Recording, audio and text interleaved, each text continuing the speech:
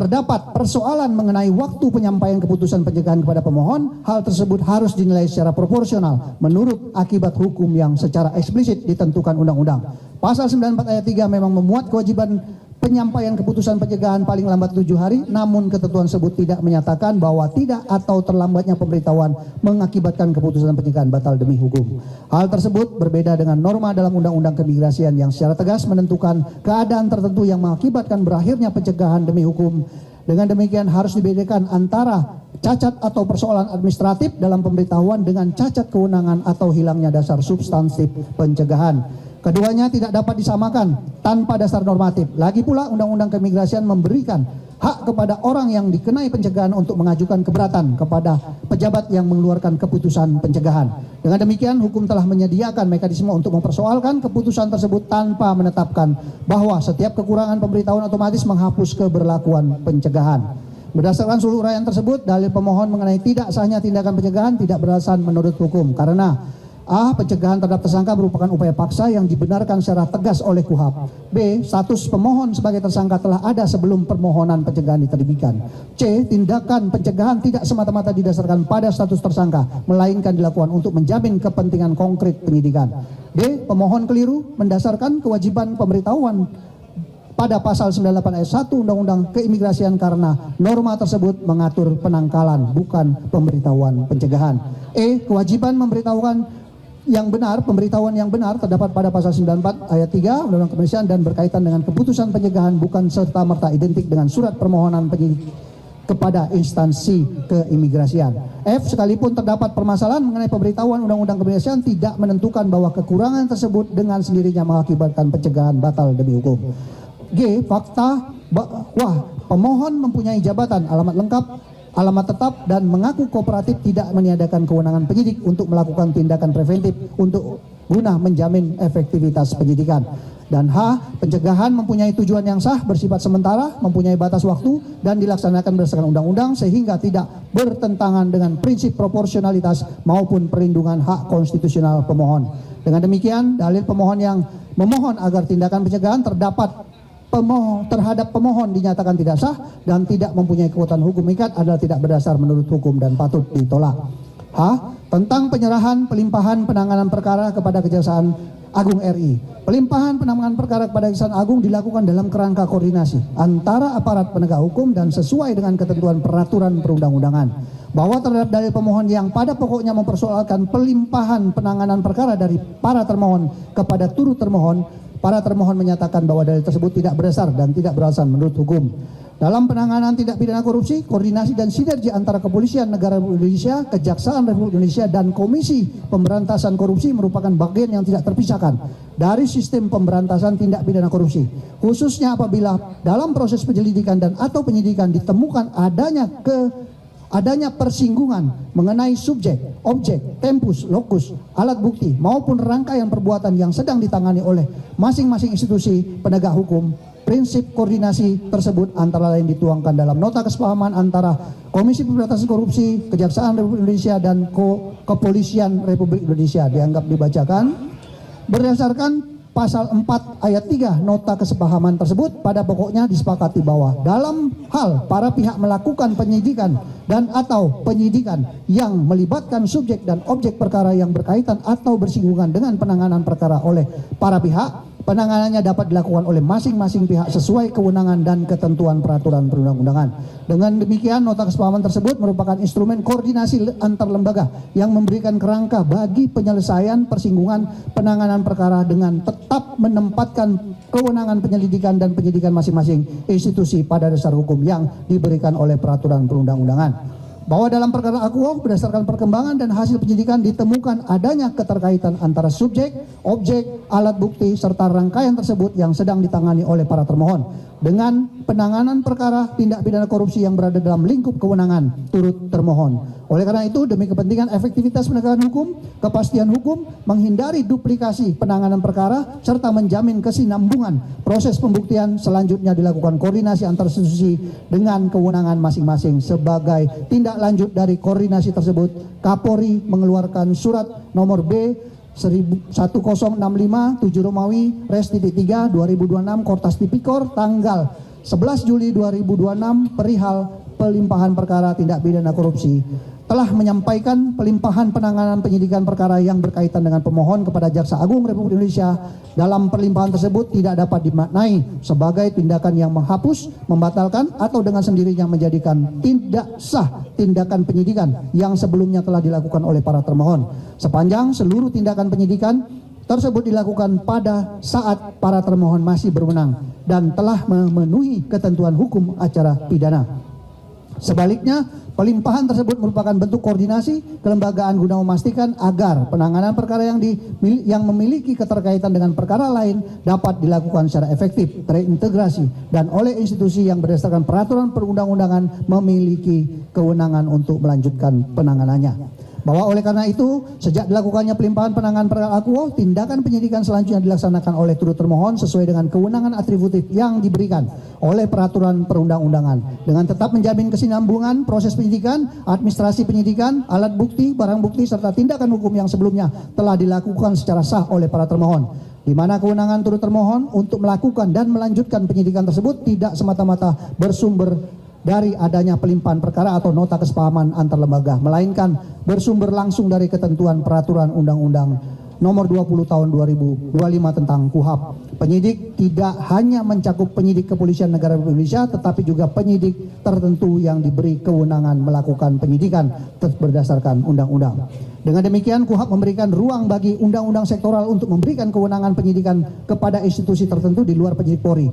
Selanjutnya, berdasarkan pasal 30 ayat 1 huruf D Undang-Undang 16 tahun 2004 tentang Kejaksaan Republik Indonesia sebagaimana telah diubah dengan Undang-Undang nomor 11 tahun 2021, Kejaksaan mempunyai tugas dan kewenangan di bidang pidana untuk melakukan penyidikan terhadap tindak pidana tertentu berdasarkan undang-undang. Penjelasan tersebut menegaskan bahwa kewenangan penyidikan kejaksaan dimaksudkan untuk mengakomodasi berbagai ketentuan undang-undang yang secara khusus memberikan kewenangan penyidikan kepada kejaksaan. Hal mana tindak pidana korupsi merupakan salah satu tindak pidana tertentu yang berdasarkan ketentuan peraturan perundang-undangan dapat dilakukan penyidikan oleh kejaksaan. Oleh karena itu, sepanjang perkara yang dilimpahkan berada dalam ruang lingkup kewenangan penyidikan kejaksaan, turut termohon mempunyai dasar hukum untuk menerima dan melanjutkan proses perkara akuo. Dengan demikian, pelimpahan penanganan perkara dari para termohon kepada turut termohon bukan merupakan tindakan yang dilakukan secara sewenang-wenang atau tanpa dasar hukum, melainkan merupakan tindakan koordinatif aparat penegak hukum yang dilaksanakan untuk kepentingan penegakan hukum dan berdasarkan kerangka kerjasama serta kewenangan masing-masing institusi sebagaimana ditentukan dalam peraturan perundang-undangan. Pelimpahan penanganan perkara tidak menciptakan penyidikan baru yang terputus dari penyidikan sebelumnya, melainkan merupakan kelanjutan penanganan perkara dalam kerangka koordinasi antar aparat penegak hukum yang masing-masing mempunyai kewenangan berdasarkan undang-undang. Oleh karena itu, dalil pemohon yang mempersoalkan keabsahan pelimpahan penyidikan perkara akuo kepada turut termohon adalah tidak beralasan menurut hukum dan patut untuk dikesampingkan, sehingga petitum pemohon yang berdasarkan permohonannya pada dalilnya ketidakabsahan pelimpahan tersebut patut ditolak. Permohonan dalam eksepsi 1. Menerima dan mengabulkan eksepsi para termohon. 2. Menyatakan permohonan pemohon tidak dapat diterima sepanjang mempersoalkan materi pembuktian pokok perkara serta meminta pembatalan tindakan hukum yang belum dilakukan dan atau berada di luar objek konkret pra-peradilan. Dalam pokok perkara, menerima dan mengabulkan jawaban termohon seluruhnya, menolak permohonan pemohon pra-peradilan sebagaimana terdaftar dalam register perkara nomor 134/PIT-PRA/2026 PN Jakarta Selatan, atau setidaknya menyatakan pemohon pra-peradilan tidak dapat diterima. Net on vanhalik verklap. 3. Menyatakan penetapan tersangka atas diri pemohon atas laporan polisi LPA 21 Romawi 2026 SPKT Ditreskrimsus Polda Metro Jaya tanggal 13 Januari 2026 oleh termohon adalah sah. 4. Menyatakan penggeledahan berdasarkan surat perintah penggeledahan nomor SP geledah 2934 /7 Romawi Res.3.3 2026 Polda Metro Jaya tanggal 6 Juli 2026 adalah sah. Menyatakan penyitaan berdasarkan surat perintah penyitaan nomor SP Sita 2931 7 Romawi Res.3.2026 Polda Metro Jaya tanggal 6 Juli 2026 adalah sah. Membebankan biaya perkara kepada pemohon. Apabila yang mulia hakim menangani perkara ini berpendapat lain, mohon putusan yang seadil-adilnya. Ex aequo et bono. Terima kasih. Atas nama kuasa terhukum, terima kasih Kami akhiri. Assalamualaikum warahmatullahi wabarakatuh. Baik, sudah dibacakan dan tadi ada renvoi dan sudah dilakukan perubahan. Untuk jawaban ini karena kemarin kita sudah sepakat tidak dilakukan proses replik maupun duplik. Silakan mau ditanggapi dalam kesimpulan, silakan. Selanjutnya sebelum saya melanjutkan ke turut tergugat, ada yang mau disampaikan? Tidak ya? Kita lanjutkan ke turut. Silakan. Izin yang mulia, ini untuk memastikan saja apakah ini direnvoi atau tidak di halaman 6. Halaman 6, silakan dilihat dulu. Di sini disebutkan, ini karena surat perintah penyidikannya kan tanggal 6 Juli 2026. Sementara di halaman 6 ini disebutkan surat perintah penyelidikannya 6 Agustus 2025 untuk memastikan saja benar 6 Agustus 2025 ya. Termasuk surat perintah penyelidikan yang ada 3 ini ya. Oke, cukup. Ya, berarti tetap ya, tetap pada jawabannya. Masih ada? Cukup untuk cukup. Selanjutnya dari pihak turut tergugat, turut termohon sudah siap? Sudah. Sudah diberikan salinan yang lebih buat ini, silakan. Ya.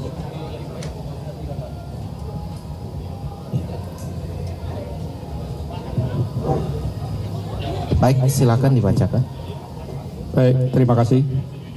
Yang Mulia Hakim Pra Peradilan nomor 134 garis miring PIT garis titik pra garis miring 2026 PN Jakarta Selatan. Kami akan menyampaikan jawaban turut termohon. Jadi mohon maaf di sini tertulis keterangan termohon, makanya di sini turut termohon.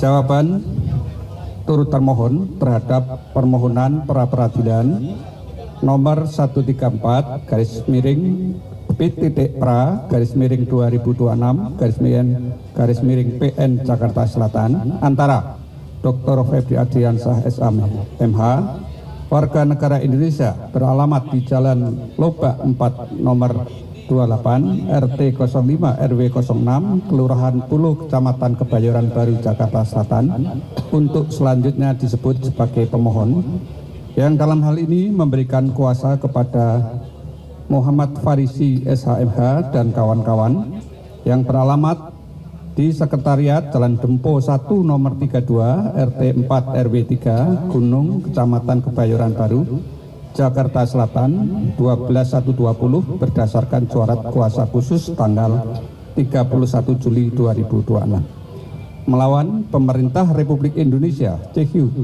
Jaksa Agung Republik Indonesia CQ Jaksa Agung Muda Tindak Pidana Khusus yang selanjutnya disebut turut termohon. Bahwa turut termohon dalam hal ini berdasarkan surat kuasa khusus oleh Jaksa Agung Republik Indonesia nomor SK garis datar 86 garis miring A garis miring CA garis miring 08 2026 tanggal 14 Agustus 2026 dan surat perintah Jaksa Agung Republik Indonesia nomor Prin 89 garis miring A garis miring CA garis miring 08 2026 tanggal 4 menunjuk kepada 1.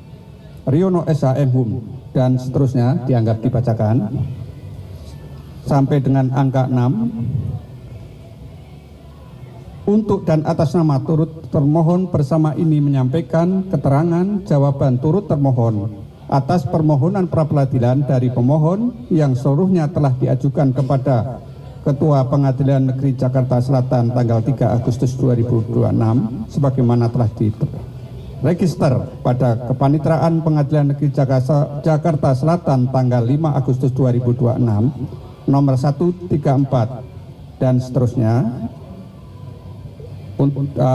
dianggap dibacakan. Hakim pra-peradilan yang mulia, pemohon yang kami hormati, perkenankan kami menyampaikan terima kasih kepada Tuhan, kepada yang mulia Majelis Pra-peradilan yang memeriksa dan mengadili permohonan pra-peradilan yang telah memberi kesempatan kepada kami untuk menyusun dan membacakan keterangan jawaban terhadap dalil-dalil maupun alasan-alasan yang dijadikan dasar bagi pemohon dalam mengajukan permohonan pra-peradilan ini. Pengaturan pra-peradilan dalam Undang-Undang 20 tahun 2025 tentang Kitab Undang-Undang Hukum Acara Pidana memberikan arti penting terhadap peran aktif hakim atau pengadilan dalam tahap pemeriksaan pendahuluan, di mana dalam pasal 1/15 KUHP menegaskan bahwa yang dimaksud dengan pra-peradilan adalah dianggap dibacakan dengan ruang lingkup pra-peradilan sebagaimana pasal 158 KUHP yang menegaskan bahwa dianggap dibacakan.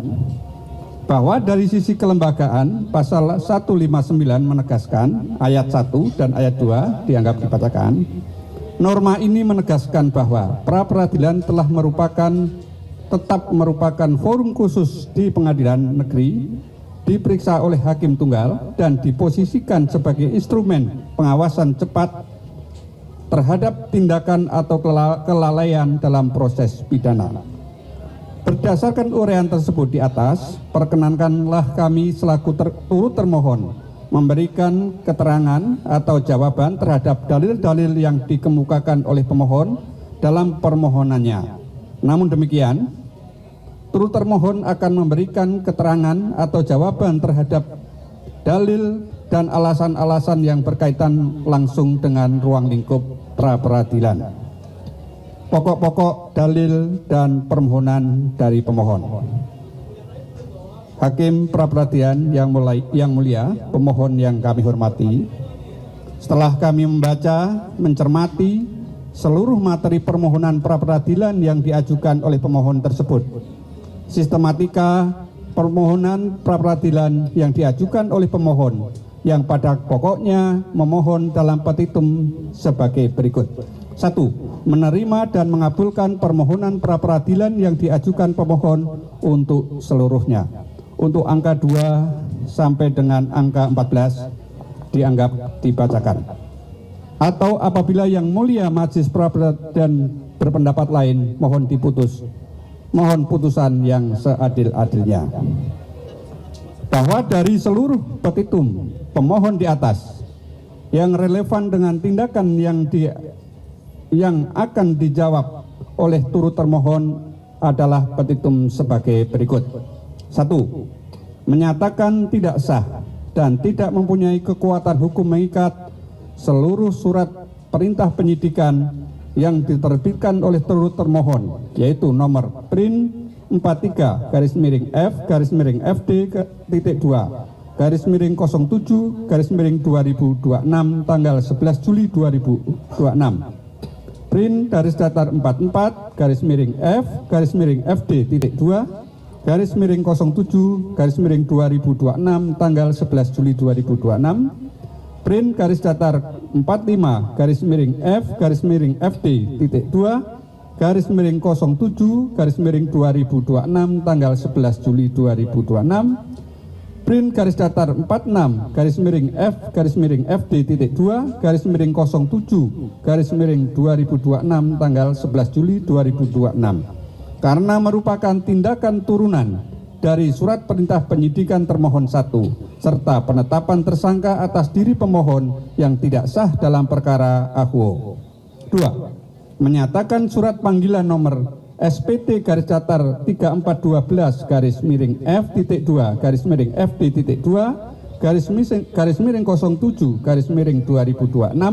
tanggal 15 Juli 2026 yang diterbitkan turut termohon terhadap pemohon yang bersandar pada penetapan tersangka dan upaya paksa yang tidak sah dalam perkara AHUO adalah tidak sah dan tidak mempunyai kekuatan hukum mengikat.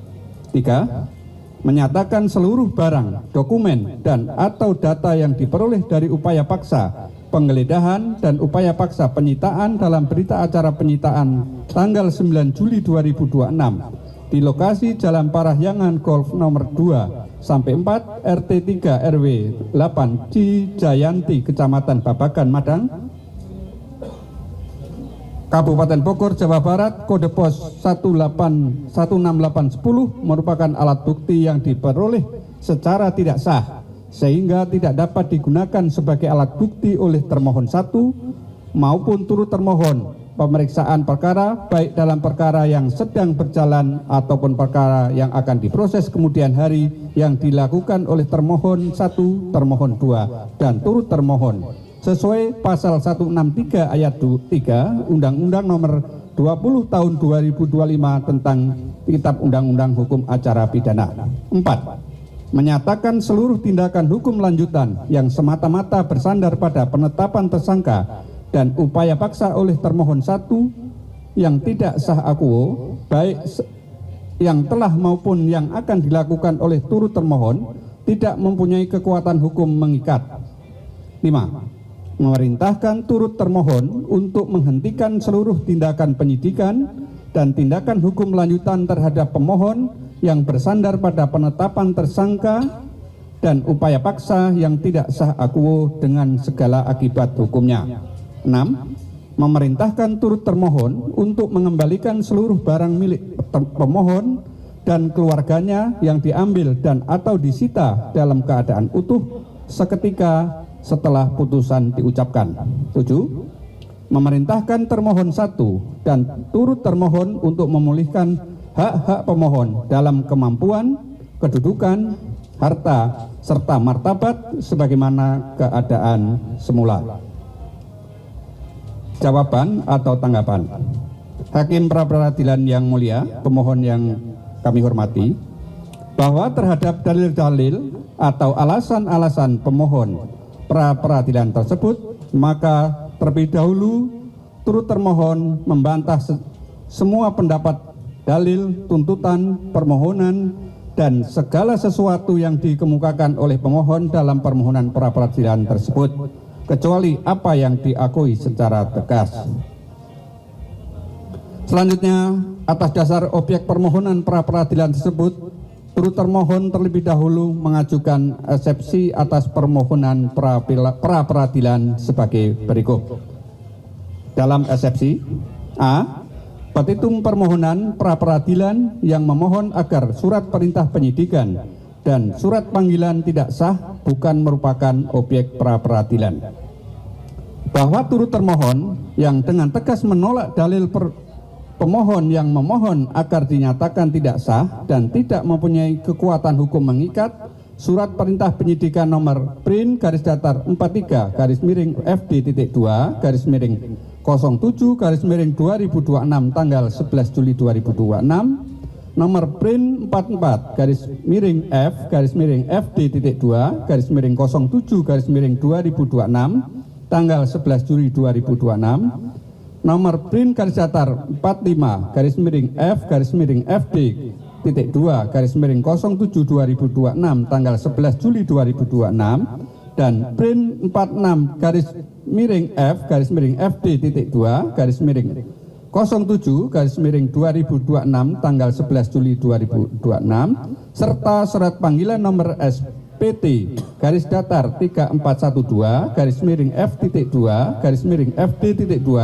/07/2026 tanggal 15 Juli 2026 karena surat-surat tersebut bukan merupakan objek pra-peradilan sebagaimana ditentukan secara limitatif dalam KUHP, bahwa berdasarkan pasal 158 ayat bahwa berdasarkan pasal 158 KUHP, pengadilan negeri berwenang untuk memeriksa dan memutus mengenai dianggap dibacakan poin A sampai dengan poin F, bahwa ketentuan tersebut merupakan batas kewenangan pemeriksaan pra-peradilan, sehingga objek yang dapat diperiksa dalam pra-peradilan harus mempunyai keterkaitan langsung dengan kategori yang secara tegas ditentukan dalam pasal 158 KUHP. Bahwa surat perintah penyidikan bukanlah upaya paksa. Hal tersebut secara tegas dan dapat dilihat dari konstruksi KUHP, di mana pasal 89 Undang-Undang 20 tahun 2025 tentang KUHP menentukan bahwa bentuk upaya paksa meliputi penetapan tersangka, penangkapan, penahanan, penggeledahan, penyitaan, penyadapan, pemeriksaan surat, pemblokiran, serta larangan bagi tersangka atau terdakwa untuk keluar wilayah Indonesia. Bahwa dengan demikian, surat perintah penyidikan tidak termasuk sebagai bentuk upaya paksa sebagaimana dimaksud dalam pasal 89 KUHP. Dan karenanya tidak dapat diposisikan sebagai objek pra-peradilan secara tersendiri. Bahwa sprindik pada hakikatnya merupakan instrumen administratif dan hukum internal penyidikan yang menjadi dasar bagi penyidik untuk melaksanakan serangkaian tindakan penyidikan dan bukan merupakan tindakan upaya paksa itu sendiri. Bahwa oleh karenanya pemohon tidak dapat menjadikan sprindik sebagai objek pra-peradilan secara mandiri dengan meminta kepada hakim pra-peradilan untuk menyatakan sprindik tersebut tidak sah dan tidak mempunyai kekuatan hukum mengikat. Karena kewenangan pra-peradilan berdasarkan pasal 158 KUHP tidak diberikan untuk menguji setiap dokumen administratif yang diterbitkan dalam proses penyidikan. Bahwa demikian pula terhadap surat panggilan nomor SPT garis datar 3412 garis miring F.2 garis miring FD.2 garis miring 07 garis miring 2026 tanggal 15 Juli 2026, surat tersebut bukan merupakan objek pra-peradilan yang berdiri sendiri. Pasal 26 ayat 1 Undang-Undang 20 tahun 2025 tentang KUHP secara tegas menentukan bahwa penyidik berwenang memanggil tersangka dan atau saksi untuk dilakukan pemeriksaan. Sedangkan pasal 26 ayat 2 menentukan bahwa pemanggilan dilakukan dengan surat panggilan yang sah dengan memperhatikan jangka waktu yang wajar dan menentukan alasan pemanggilan secara jelas. Bahwa konstruksi tersebut menunjukkan bahwa surat panggilan merupakan instrumen pelaksanaan kewenangan penyidikan, bukan merupakan salah satu bentuk upaya paksa yang secara tersendiri dapat dijadikan objek pemeriksaan pra-peradilan. Dengan demikian, sepanjang surat panggilan diterbitkan oleh penyidik dalam rangka pelaksanaan kewenangannya penyidikan dan memenuhi persyaratan yang ditentukan dalam pasal 26 KUHP, maka surat panggilan tersebut merupakan bagian dari proses penyidikan dan bukanlah objek pra-peradilan yang dapat dimohonkan pembatalan secara mandiri. Bahwa pemohon telah memperluas objek pra-peradilan dengan memasukkan dokumen-dokumen penyidikan berupa sprindik dan surat panggilan sebagai objek yang dimohonkan untuk dinyatakan tidak sah. Pendekatan demikian pada hakikatnya telah memperluas kewenangan pra-peradilan melampaui batas yang ditentukan oleh pembentuk undang-undang. Bahwa pra-peradilan bukanlah forum untuk menguji seluruh tindakan administrasi penyidikan satu persatu, melainkan mekanisme yudisial yang secara khusus diberikan untuk menguji tindakan-tindakan tersebut sebagaimana ditentukan dalam pasal 158 KUHP. Oleh karena itu, tidak setiap keberatan terhadap tindakan atau dokumen yang diterbitkan oleh penyidik secara otomatis menjadi objek pra-peradilan. Bahwa apabila setiap sprindik surat panggilan, berita acara pemeriksaan, surat tugas, maupun dokumen administrasi lainnya dapat dijadikan objek pra-peradilan secara tersendiri, maka hal tersebut justru akan mengubah pra-peradilan menjadi forum untuk menguji seluruh proses administrasi penyidikan. Padahal hal demikian tidak ditentukan dalam pasal 156 KUHP. Bahwa berdasarkan seluruh uraian kami di atas, jelas bahwa 1. Sprindik nomor garis datar 43 garis miring F garis miring FD.2 garis miring 07 garis miring 2026 print garis datar 44 garis miring F garis miring FD.2 garis miring 07 garis miring 2026 print 45 garis dat miring F garis miring FD.2 garis miring 07 2026 dan print 46 F FD.2 garis miring 02 2026 bukan merupakan bentuk upaya paksa sebagaimana dimaksud pasal 89 KUHP dan tidak termasuk objek pra-peradilan yang disebut dalam pasal 158 KUHP. 2. Surat panggilan nomor SPT garis datar 3412 garis miring F.2 garis miring FD.2 garis miring 07 2026 merupakan instrumen pelaksanaan kewenangan penyidik untuk memanggil tersangka dan atau saksi sebagaimana pasal 26 KUHP dan bukan merupakan objek pra-peradilan yang berdiri sendiri.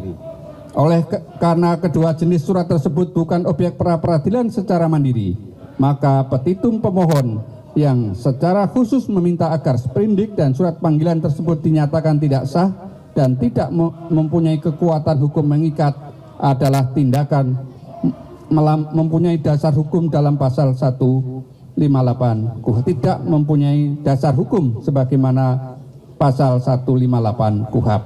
Dengan demikian, permohonan pemohon sepanjang mengenai surat perintah penyidikan dan surat panggilan nomor tadi disebutkan patut dinyatakan tidak dapat diterima. B. Permohonan pra-peradilan tidak jelas dan prematur. Bahwa turut termohon berpendapat permohonan pra-peradilan yang diajukan oleh pemohon adalah tidak jelas, obskur libel, dan prematur, khususnya sepanjang ditujukan kepada turut termohon, karena pemohon telah mencampur adukkan berbagai tindakan hukum yang dilakukan oleh termohon 1, termohon 2, dan turut termohon, tanpa membedakan secara tegas mengenai subjek yang melakukan tindakan, waktu dilakukannya tindakan, dasar kewenangannya masing-masing pihak, serta hubungan hukum antara tindakan yang satu dengan yang lainnya. Bahwa ketidakjelasan tersebut terlihat secara nyata dari konstruksi permohonan pemohon yang menjadikan tindakan penggeledahan dan penyitaan pada tanggal 8 sampai dengan 9 Juli 2026, penetapan pemohon sebagai tersangka pada tanggal 10 Juli 2026, tindakan pencegahan pada tanggal 11 Juli 2026, pelimpahan perkara kepada turut termohon pada tanggal 11 Juli 2026, penerbitan surat perintah penyidikan oleh turut termohon, serta pemanggilan pemohon pada tanggal 15 Juli 2026 sebagai satu rangkaian tindakan yang seolah-olah secara otomatis mempunyai cacat hukum yang sama. Padahal berdasarkan uraian pemohon sendiri, penggeledahan dan penyitaan telah dilakukan sebelumnya, perkara dilimpahkan kepada turut termohon. Bahwa permohon sendiri mengakui bahwa perkara aku kemudian dilimpahkan dan atau diambil alih penanganannya oleh turut termohon. Yang selanjutnya ditindaklanjuti dengan penerbitan surat perintah penyidikan nomor 43 dan seterusnya, 44 dan seterusnya, 45 dan seterusnya, tanggal 11 Juli 2026. Pemohon juga mempersoalkan surat panggilan nomor 3412 F2 dan seterusnya tanggal 15 Juli 2026 yang diterbitkan oleh turut termohon. Bahwa dengan demikian terdapat perbedaan yang nyata antara tindakan sebelum pelimpahan perkara dengan tindakan setelah pelimpahan perkara, baik dari aspek waktu pelaksana maupun dasar kewenangannya. Oleh karenanya, pemohon seharusnya menguraikan secara spesifik tindakan mana yang dilakukan oleh turut termohon, kapan tindakan tersebut dilakukan, siapa pejabat yang melakukan atau menerbitkan, atau dasar kewenangannya, serta norma hukum mana yang secara konkret dilanggar oleh turut termohon. Bahwa pemohon justru membangun argumentasi dengan cara menarik suatu kesimpulan bahwa apabila tindakan termohon 1 dan atau termohon 2 dinyatakan tidak sah, maka seluruh tindakan turut termohon yang dilakukan setelah pelimpahan perkara juga dengan sendirinya menjadi tidak sah. Konstruksi demikian menunjukkan bahwa pemohon tidak menguraikan secara konkret cacat hukum yang berdiri sendiri pada setiap tindakan turut termohon, melainkan mendasarkan permohonannya pada asumsi bahwa tindakan turut termohon merupakan tindakan turunan yang secara otomatis mewarisi seluruh dugaan cacat tindakan sebelumnya. Bahwa pendekatan demikian menjadikan objek permohonan menjadi tidak terang, karena pemohon tidak secara jelas membedakan antara keabsahan tindakan penyidikan sebelum pelimpahan dan keabsahan tindakan penyidik setelah pelimpahan. Padahal masing-masing tindakan harus dinilai berdasarkan tempus pejabat yang berwenang dan kewenangan serta prosedur hukum yang berlaku pada saat tindakan tersebut dilakukan. Bahwa ketidakjelasan tersebut semakin nyata ketika pemohon memohon agar seluruh surat perintah penyidikan yang diterbitkan oleh turut termohon dinyatakan tidak sah hanya karena dianggap sebagai tindakan turunan dari surat perintah penyidikan termohon 1 dan penetapan tersangka pemohon. Pemohon bahkan meminta agar seluruh tindakan hukum lanjutan yang telah melampaui akan dilakukan turut termohon dinyatakan tidak mempunyai kekuatan hukum mengikat. Bahwa petitum demikian bersifat terlalu luas, abstrak, dan tidak terukur. Karena meminta hakim pra-peradilan untuk menyatakan tidak sah bukan hanya suatu tindakan hukum tertentu, melainkan juga seluruh tindakan hukum yang telah dilakukan, maupun yang akan dilakukan oleh turut termohon. Permohonan semakin tidak memberikan batas yang jelas mengenai tindakan hukum mana yang secara konkret dimohonkan untuk diuji dan apa cacat hukum spesifik yang melekat pada masing-masing tindakan tersebut. Bahwa lebih lanjut, permohonan pemohon juga prematur karena pemohon telah terlebih dahulu meminta agar hakim pra-peradilan menyatakan tidak sah seluruh tindakan penyidik turut termohon. Seluruh tindakan penyidikan turut termohon. Sementara pemohon tidak terlebih dahulu menguraikan dan membuktikan adanya cacat kewenangan atau cacat prosedur yang secara spesifik melekat pada tindakan turut termohon setelah perkara dilimpahkan. Bahwa penerbitan surat perintah penyidikan oleh turut termohon merupakan tindakan yang dilakukan setelah adanya pelimpahan penanganan perkara. Oleh karena itu, keabsahannya harus terlebih dahulu dinilai berdasarkan dokumen pelimpahan. Kewenangan pejabat tersebut, kewenangan pejabat penerbit, dasar administrasi penerbitan surat perintah penyidikan, serta ketentuan hukum yang berlaku pada saat perkara berada dalam penanganan turut termohon. Bahwa pemohon tidak dapat secara serta-merta meminta hakim pra-peradilan menyatakan seluruh tindakan turut termohon tidak sah, karena dengan berdasarkan argumentasinya pada dugaan cacat terhadap tindakan termohon 1 dan termohon 2 yang terjadi sebelum pelimpahan perkara terlebih dahulu lagi. Permohon sendiri mengakui adanya pelimpahan perkara kepada turut termohon dan adanya penerbitan surat perintah penyidikan baru setelah pelimpahan tersebut. Bahwa dengan demikian, sebelum pemohon agar seluruh tindakan turut termohon dinyatakan tidak sah, pemohon seharusnya terlebih dahulu menguraikan secara konkret apa cacat hukum pada tindakan turut termohon.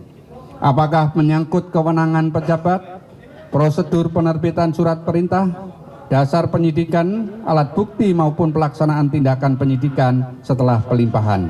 Tanpa uraian yang konkret tersebut, permohonan pemohon pada hakikatnya meminta hakim pra-peradilan untuk menarik kesimpulan hukum secara otomatis dari tindakan pihak lain kepada turut termohon. Bahwa hal tersebut bertentangan dengan prinsip setiap tindakan hukum harus dinilai berdasarkan tindakan, kewenangan, tempus, dan dasar hukum masing-masing.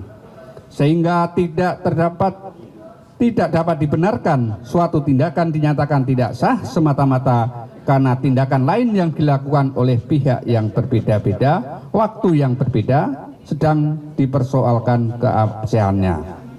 Bahwa terlebih lagi, pemohon dalam petitumnya meminta agar turut termohon diperintahkan menghentikan seluruh tindakan penyidikan dan tindakan hukum lanjutan, mengembalikan seluruh barang yang disita, serta menyatakan seluruh tindakan hukum yang telah maupun yang akan dilakukan turut termohon tidak mempunyai kekuatan hukum mengikat. Bahwa permintaan tersebut menunjukkan bahwa pemohon tidak hanya mempersoalkan satu tindakan konkret turut termohon, tetapi telah meminta putusan yang bersifat menjangkau tindakan-tindakan yang belum dilakukan. Bahkan meminta hakim pra-peradilan memberikan penilaian terhadap tindakan yang belum terjadi. Terhadap tindakan yang belum dilakukan, belum terdapat objek hukum konkret yang dapat diuji keabsahannya dalam pelaksanaan pra-peradilan. Oleh karena itu, permohonan tersebut bersifat prematur dan tidak mempunyai objek yang jelas untuk diperiksa.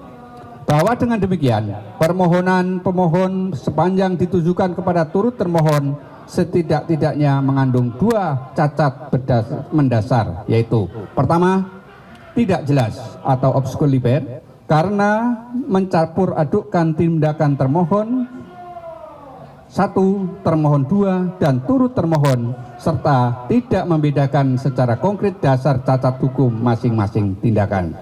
Yang kedua, prematur. Karena karena pemohon meminta agar tindakan hukum termohon yang telah maupun yang akan dilakukan dinyatakan tidak sah semata-mata berdasarkan dugaan konkret tindakan pihak lain tanpa terlebih dahulu menunjukkan adanya cacat hukum konkret dan aktual pada tindakan hukum termohon sendiri. Berdasarkan seluruh uraian tersebut, sudah sepatutnya dinyatakan tidak dapat diterima. Dalam pokok perkara, setelah menyampaikan eksepsi terhadap dalil-dalil permohonan pemohon, selanjutnya turut termohon akan menyampaikan jawaban dalam pokok perkara atas alasan permohonan pra-peradilan. Bahwa seluruh dalil-dalil dalam eksepsi yang telah disampaikan oleh turut termohon di atas harus dianggap sebagai bagian yang tidak terpisahkan dari jawaban turut termohon atas alasan permohonan pra-peradilan. Bahwa sebelum turut termohon memberikan tanggapan terhadap dalil-dalil yang diajukan oleh pemohon, terlebih dahulu perlu ditegaskan mengenai batasan objek dan ruang lingkup jawaban turut termohon. Dalam perkara aku, mengingat terdapat perbedaan yang jelas antara tindakan hukum yang dilakukan sebelum dan setelah pengalihan penanganan perkara kepada turut termohon. Bahwa berdasarkan uraian yang disampaikan oleh pemohon, sebagaimana permohonan pra-peradilan aku pada tanggal 11 Juli 2026, penanganan perkara dilimpahkan kepada Jaksa Agung Muda Tindak Pidana Khusus untuk dilanjutkan penyidikannya. Setelah adanya pengalihan penanganan perkara tersebut, turut termohon kemudian menerbitkan surat perintah penyidikan dan melaksanakan tindakan penyidikan lanjutan, termasuk menerbitkan surat panggilan terhadap pemohon tertanggal 15 Juli 2026. Bahwa berdasarkan kronologi tersebut, turut termohon perlu menegaskan bahwa jawaban turut termohon akan membatasi secara tegas pada tindakan hukum yang lahir dan atau dilaksanakan setelah pengalihan penanganan perkara kepada turut termohon yang meliputi a. Penerbitan surat perintah penyidikan pada lingkungan Jaksa Agung Muda Tindak Pidana Khusus. B. Tindakan penyidikan lanjutan yang dilakukan setelah penyerahan penanganan perkara. C. Penerbitan surat panggilan terhadap pemohon tertanggal 15 Juli 2026. Dan D. Dalil-dalil pemohon yang menarik akibat hukum dari tindakan-tindakan sebelum penyerahan penanganan perkara untuk kemudian menggugurkan kewenangan, keabsahan, dan tindakan hukum yang dilakukan turut termohon setelah penyerahan tersebut. Bahwa sebaliknya, turut termohon tidak memasuki pokok perdebatan mengenai sah tidaknya tindakan penggeledahan, penyitaan, penetapan tersangka, maupun pencegahan yang dilakukan sebelum penyerahan penanganan perkara, karena tindakan-tindakan tersebut bukan merupakan tindakan yang diterbitkan, diperintahkan, ataupun dilakukan oleh turut termohon. Bahwa pembatasan tersebut bukan dimaksudkan sebagai bentuk penghindaran terhadap pokok permohonan pemohon, melainkan merupakan konsekuensi logis dari adanya pemisahan antara kewenangan dan tindakan hukum berdasarkan waktu serta pihak yang melaksanakan. Turut termohon tidak dapat memberikan pertanggungjawaban atas tindakan hukum yang dilakukan oleh pihak lain sebelum penanganan perkara diserahkan kepada turut termohon.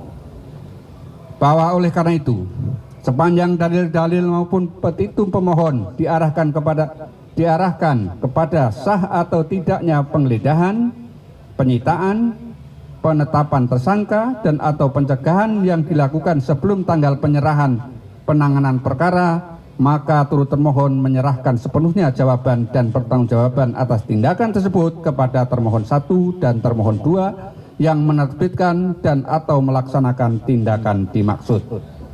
Bahwa turut termohon hanya berkepentingan memberikan jawaban terhadap tindakan-tindakan tersebut sepanjang pemohon menarik akibat hukum dari tindakan sebelum penyerahan perkara untuk kemudian menyatakan bahwa tindakan tersebut secara otomatis menggugurkan kewenangan keabsahan dan tindakan penyidikan yang dilakukan oleh turut termohon setelah penyerahan perkara. Saya ulangi, setelah penyerahan penanganan perkara. Bahwa terhadap persoalan tersebut, turut termohon akan memberikan tanggapan secara khusus dalam bagian selanjutnya. Terbatas pada dukungan hukum, terbatas pada hubungan hukum antara tindakan sebelum penyerahan perkara dengan tindakan penyidikan yang dilakukan oleh turut termohon setelah penyerahan perkara, tanpa mengambil alih tanggung jawab atas tindakan yang dilakukan oleh termohon sebelumnya. Dengan demikian, batas jawaban turut termohon dalam perkara AFU adalah jelas, yaitu tindakan hukum yang lahir setelah penyerahan penanganan perkara pada tanggal 11 Juli 2026, serta dalil-dalil pemohon yang secara langsung berusaha menghubungkan tindakan sebelum penyerahan dengan keabsahan tindakan turut termohon setelah penyerahan perkara. Bahwa turut termohon menolak seluruh dalil-dalil yang disampaikan pemohon dalam permohonannya, kecuali terhadap hal-hal secara tegas diakui oleh turut termohon dalam jawaban ini. Bahwa dari petitum yang dimohonkan oleh pemohon dan relevan dengan tindakan turut termohon, maka turut termohon mengidentifikasi dalil-dalil yang akan dijawab atau ditanggapi sebagai berikut. A. Terkait surat perintah penyidikan yang ditandatangani oleh pelaksana tugas Jampitsus. B. Terkait surat perintah penyidikan yang tidak sah. C. Terkait surat panggilan nomor SPT 3412 dan seterusnya tanggal 15 Juli 2026. D. Terkait dalil Fruit of Poisonous Tree tidak dapat dipakai untuk menggugurkan seluruh penyidikan turut termohon. Bahwa adapun tanggapan dari turut termohon terhadap dalil-dalil tersebut di atas akan dijelaskan sebagai berikut. 1. Tanggapan terhadap surat perintah penyidikan yang ditandatangani oleh pelaksana tugas Jaksa Agung Muda Tindak Pidana Khusus. A.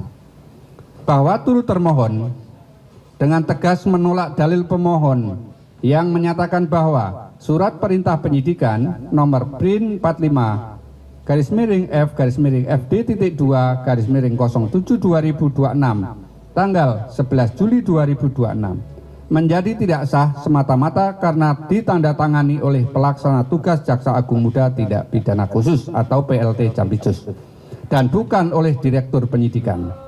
Dalil pemohon tersebut merupakan penafsiran yang terlalu limitatif dan tidak melihat konstruksi kewenangan penyidikan secara utuh. B. Pemohon mendalilkan bahwa kewenangan penerbitan dan penandatangan surat perintah penyidikan berada pada Direktur Penyidikan dengan merujuk pada ketentuan organisasi kejaksaan yang lebih lama. Turut termohon menolak kesimpulan bahwa rujukan tersebut dengan sendirinya membuktikan pejabat yang menerbitkan sprindik turut termohon tidak berwenang. C. Organisasi dan tata kerja kejaksaan telah mengalami perubahan, antara lain melalui peraturan Presiden nomor 15 tahun 2024 Sebagaimana perubahan ketiga